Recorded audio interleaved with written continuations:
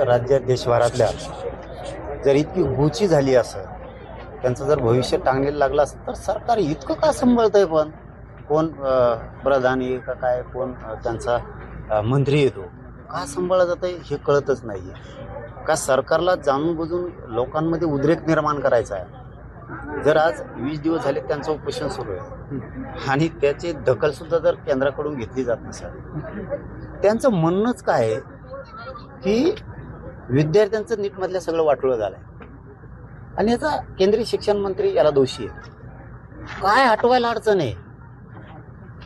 जनता किंवा या देशातले विद्यार्थी जे देशाचं भविष्य आहे ते तुमच्यासाठी महत्त्वाचं नाही आहे. केंद्र सरकार म्हणजे नेमकं काय? आपण प्रधानमंत्री म्हणून नेमकं आपण काय? आणि प्रधानमंत्र्यांनी शिक्षण मंत्र्याला का ठावं?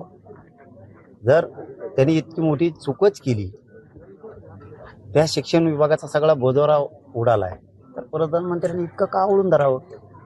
उपोषणाला जर 20-20 दिवस झाले तर त्यांची मागणी मान्य करून विद्यार्थ्यांना न्याय देण्याच्या दृष्टिकोनातून त्यांना ताबडतोब बडतर्फ त्या पदावरून राजीनामा देऊन त्याला मुक्त करायला पाहिजे. या खरा ह्योच मूळ प्रश्न आहे की विद्यार्थ्यांनी आत्महत्या केल्या तरी पण सरकार विद्यार्थी सोडून एक जर राजीनामा देशाच्या वतीनं मागितला जात असेल विद्यार्थ्यांच्या वतीनं, तर तो सुद्धा सरकारकडून घेतला जात नाही आहे. मग सरकारसाठी काय महत्त्वाचं आहे हे जनतेनं कळून घेणं खूप गरजेचं आहे. सरकारला